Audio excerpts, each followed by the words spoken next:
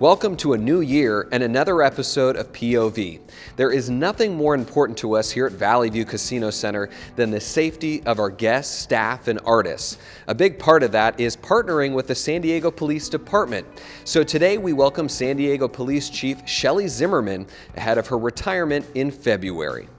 Chief, thank you so much for joining us. You are a great friend to this building, and it's so fantastic to have you on the show. Oh, I'm thrilled to be here. I tell you, you talk about the history. Just so many great fond memories, and so I'm just thrilled to be here. Thanks. Oh, good. If you would, let's go back a little bit to 1982. This is when you entered the police academy. What originally brought you to police work? Well, thanks for asking that question. I get asked that a lot. And I will tell you is that the journey through life is really a straight line. There are going to be many twists and turns, and I believe you should follow those twists and turns because they can lead you to places you never imagined were possible, like this. Yeah. I was a junior at The Ohio State University, and my boyfriend and I and a few other friends, we came out to watch our Buckeyes play USC in the 1980 Rose Bowl. Unfortunately, we lost that game with about, 20 seconds to go in the game when Charles White scored a touchdown, and we lost that national championship by 1 point. And where are we? About 38 years later, I'm not over it. But I believe in turning a bad experience into a good experience. Yeah. Quite frankly, I'm a product of tourism. I remember growing up in Cleveland and, very cold, obviously, back in Cleveland. I think it's about 20 degrees there right now. And what is it, about 80 degrees here? So I would see the commercials for the San Diego Zoo come on TV in Cleveland. And I thought, we don't have to be back to Ohio State for a couple of days. Why don't we rent a car, we'll come down and go to the zoo? And that's what we did. And we went to our beautiful zoo here in San Diego, and we walked around the beaches, and I thought, I have shoveled my last driveway. This is just the most beautiful city in the world. Yeah. So I went back to Ohio State and I graduated, and I said, I'm moving out to San Diego. So I jumped on a plane with $200 in my pocket, one suitcase and my guitar. And when I got off the plane here in San Diego, I didn't know anyone. I didn't have a job. I didn't even have a place to stay. And I tell people, I want to assure you, as your police chief, I plan much better now. And so I mostly put myself through Ohio State, and my dad was a World War II veteran, and he became a trial attorney in Cleveland. And I always thought that I would follow in his footsteps. I worked in his law practice, and that's what I thought I would still do and go to law school here when I moved to San Diego. But I mostly put myself through college at Ohio State, and I was going to have to put myself through law school out here. And I saw that the police department was hiring, and I thought, what better way to help pay for law school? I'll become a police officer, and it's in the same type of field. But that didn't happen, because as soon as I became a San Diego police officer, from day one, I fell in love with the opportunity of making a positive difference in someone's life, and usually at the worst possible moment. Sure. I'll tell you, I never went to law school, and I am just thrilled to wear this uniform and this badge of the San Diego Police Department. It's an honor and privilege every single day. And we're happy to have you. And I'm a little biased, but I think it would be nicer being a cop in San Diego, right, than maybe some cities where you do have to shovel snow. Oh, absolutely. I mean, you walk outside and it's beautiful weather. Sure. And occasionally we get some rain, and but it's just the most beautiful city in the world, and we have such a community policing philosophy. Sure. Here, with everybody working together, and we say that public safety is a shared responsibility. Every one of us plays a role. Let's fast forward to 2014. This is when you were appointed Chief of Police here in the city of San Diego. Was this a position you were actively looking for? It's a great question, because all I wanted to, I would say, do, I never worried about what assignment came next at the police department. I just worked as hard as I could in the assignment that I've had, and things just kind of fell in place. And I'll always be very grateful to Mayor Faulkner for appointing me chief, to have the opportunity to lead, I believe, the finest police department on our entire planet. Any significance for you with you being the first woman appointed in this position? I do get asked that question a lot, and I knew when I was appointed that I would be the first woman police chief in the history of our San Diego Police Department, and quite frankly, there weren't very many women police chiefs of major cities, and I knew it would be significant, but I tell you, I don't think even I realized how significant it would be, but I do realize that now, because it's something that happens every single day. Families will come up to me with their young daughters, and I will tell you, probably more fathers than mothers, and they make this statement that says, you know what, honey, to their daughter, this is the chief of police. You can do anything you want in the world. And then I add, yes, you can, but you have to be willing to work hard. Nobody gives you anything. Sure. And I will say, you know who was taking a lot of photos with you was, I saw you at Guns N' Roses, and I thought Axl Rose was walking through the concourse because everybody wanted to take photos with you. You know, and that is to me a reflection of not me, but that's a reflection of our police department and our community policing philosophy. And you know, when someone comes up to me and they says, hey, can we take a picture with you? What they're really taking a picture of, they're taking a picture of a San Diego police officer, of, you know, our community again, coming together with our police department. I will tell you, is that again, we're so proud to be a safe city, and that doesn't happen by luck or by accident. It happens because of the bravery of our police officers, the professionalism of our civilian staff, and our community working together with all of us, our state, local, federal law enforcement partners. You play a big role in this. You know, when we say it's a shared responsibility, and the Guns N' Roses, you know, concert was just fantastic, and we had that opportunity to walk around and talk with, you know, everyday people that love the same things that we love. We love music. That's why we were here too, and it's not just keeping it safe. We're all here for one thing, is that we love music, or we love a sporting event. And that, if you think about that, that brings everyone together, and you're making that happen by, you know, the hockey with the goals playing here, or by bringing in Guns N' Roses, or so many other concerts that I've seen here over the years. And people were happy. People wanted to be here, and that was that melting pot that brought everyone together, and I just love it. And you've been coming here for many, many years. What have you most enjoyed about coming to this arena, on or off the clock, I guess? Well, I'll tell you is that I've seen a lot of you know, sporting events here, obviously, but I think my first concert here was back in the early '80s. It was Frank Sinatra and Liza Minnelli, which was great. I mean, I've always, you know, really enjoyed Frank Sinatra. I remember when the Soviet Arts Festival was here, when I was Maureen O'Connor's executive protection detail, and the Soviet Arts Festival came here, and we saw the Moscow Circus, which was, you know, just fantastic. And again, just, you know, what, 2 weeks ago, saw Guns N' Roses, which was great. Yeah, I think it's great that we still, you know, for being a 50-year-old building, still provide, you know, value to San Diego. Oh, without a doubt. And, you know, people look forward to come here, because when you come here, you're going to something that you want to do. It's something that's going to be fun, and you're there with family, and you're there with friends, and you meet new friends, and it's really just a festive, fun time for everyone. And we're just thrilled to be a part of that and help with, in our small part, you know, security of that, and again, talking with our community. Well, let me say this. I feel like security is a big part, right? Because really, there's nothing more important to us than the safety of our guests. How do you see the police department fitting in with all that?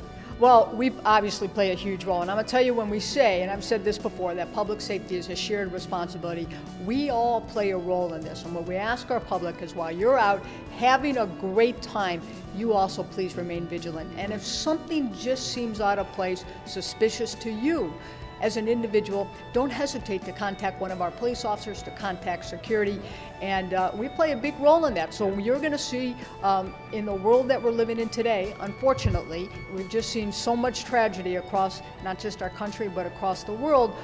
You are going to see an increased police presence, and a very visible and police presence, but also a police presence that you're probably not going to see. You know, when we talk about cameras, or we talk about our undercover plainclothes police officers that are there, we're watching. But what we also ask is that, you know, please, you too remain vigilant, but never stop going to something because of the fear or the threat. Because if you do stop doing that, and you stop, you know, doing things that you enjoy, then those that wish to do harm or bring fear into our community, they've won, and we can't let them win. So let's all go out, let's all have a great time together, but let's all remain vigilant. And I will say one thing that's changed here at the arena, at least. One thing we've implemented is this clear bag policy, and I'll be the first to say that I see that there are some growing pains with the guests, but I also hear from guests that they do feel safer with this policy. What do you think of policies like that? Oh, it's very important, and you bring up a great point, because when we were walking around just a couple weeks ago for Guns N' Roses, and you talk about the clear bag policy, and they noticed the increased police presence, not just inside, but also outside in in the parking lot. And so many of our community members that came up to me to thank that our police officers were out there, and they liked that increased visibility. And you talk about indifference. I'm not sure, our community would have had that same attitude, certainly not 35 years ago, but probably not even 5 years ago. And it's just, I've had several, of them come up to me, community members, and say, they were a little fearful about coming in large crowds, but when they saw the increased police presence, they felt so much better, and they were very thankful that we were there. And that's what it's all about, all of us working together. Police work very important to you, but I also know that family is so important to you. And I'll tell you, I was hosting an event. It was a police appreciation event, and I remember that you had tickets to a Broadway show with your mom, and I remember that you postponed your flight, so essentially you could do both, to where you could attend the event and take your mom to this Broadway play. Tell me about balancing family life and what family life was like for you in Ohio. Yeah, I tell you, we're all very close, and my mom and my younger brother, my dad's gone now, but my mom and my younger brother still live in Cleveland. My older brother lives in New York, and my older sister lives in North Carolina. So we are all over the country. But I will tell you, we are extremely close. And you talk about technology. I mean, I'll get a random text from them, or I'll send out a random text to them. I call my mom minimum of once a week, if not more. Reach out to her, via email and things like this. So we're kind of always connected, which is great. But even though we're so far away, we're still very close.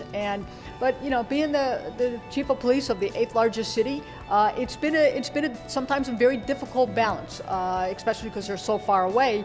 That it's going to be an 80+ hour work week as chief of police, and sometimes it's pretty unpredictable as to what your day is going to look like.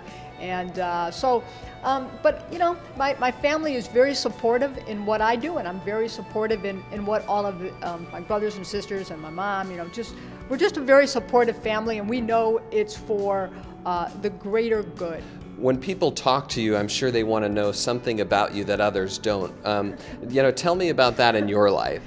Well, maybe a little known fact is that I play about 6 instruments, but none of them well.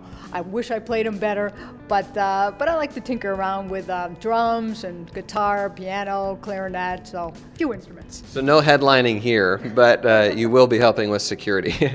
Definitely. It's kind of funny because on occasion we'll go to a community event and there'll be a band there, and somebody will say, "Hey, Chief, why don't you come join the band?" And I'll look over and I'll say, "You know what, if you let me play drums, maybe I'll play a song." And usually they're like, "Okay, well, come on up here," thinking I'm kidding.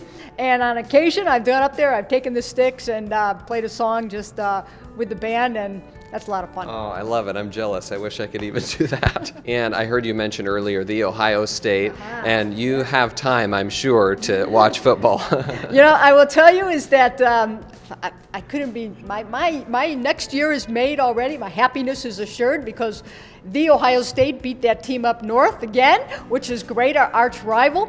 But I'm a huge Ohio State fan, obviously, and love to talk sports. And is this part of your escape, I guess, from sometimes the weight of this position? And that's very important, as you talk about. I definitely, when I'm watching, I love to watch sports too and attend sporting events. And so, for a couple hours, a few hours, on how many Saturdays, to watch Ohio State football, and love the basketball team also. It's fun. It's college sports, and it's just fun, and it is definitely a little escapism. And a lot of my friends, that were out here too, and from Ohio State, they kind of laugh because if it's a real intense game and you don't know exactly who's going to win or who's not going to win, and then they look over and they see me and they go, "And that's what you do to relax." And I come down to that last play, but when Ohio State wins, it just makes it all worthwhile. And I know running for you too is important. Tell me about that and what else you kind of do to escape. And I guess after February, you're going to have a lot more time to do these things. So what's on the horizon for you? Yeah, I've always loved to be, sports, and I believe in physical fitness. I think it's incredibly important for your health. And if you're healthy, then you can give so much more back. So I do like to run. I'd love to ride my bicycle, and I do some sprint triathlons, and matter of fact, a few years ago, did the Challenged Athletes Foundation to raise funds for that great organization, ride my bicycle with many others down the coast from San Francisco to San Diego, and I signed up again to do that again this year, so that will be up in October. So I'm looking forward to riding my bicycle on behalf of the Challenged Athletes. And I do get asked, what's next? And I'll tell you, I'm razor focused on these last few months, finishing out this year, and for the next couple months, while I'm still police chief, to still razor focused on making sure that continue to give back to our police department, to our city, our community. All of us continue to work together to maintain the safety of our city. And I have made one decision, and that decision is that I am staying in San Diego. I mean, why wouldn't I? Again, this is the most beautiful city in the world, and I will say that I'm not done giving back, but so we'll see what's out there. Well, Chief, I just want to say thank you, one, for being on the show, and two, just really on behalf of everybody in this building, thank you so much for your service. Well, like I said, it's been an honor and a privilege to wear the badge and the uniform of the San Diego Police Department, and I love the San Diego Police Department. I love the city of San Diego, and I want to say thank you to everyone to have this opportunity. Thanks, Chief. Thank you. Always good to see the police chief, and she is always welcome here at Valley View Casino Center. And we hope to see all of you very soon. We have Tyler, the Creator, coming to Valley View Casino Center on February 2nd, and February 10th is an annual favorite, the Art Laboe Valentine's Super Love Jam. Boom Shaka Fest brings reggae back to the arena on President's Day with headliners Stick Figure and Tribal Seeds. And did you know Neil Diamond has performed here 24 times over the years? The most recent show was August 8th, where he played to a nearly sold-out crowd. And I'll tell you, every one of them was singing along to Sweet Caroline. That's it for this episode. We hope you follow us on all of our social channels. That's Facebook, Twitter, Instagram, and Snapchat. We'll see you next time.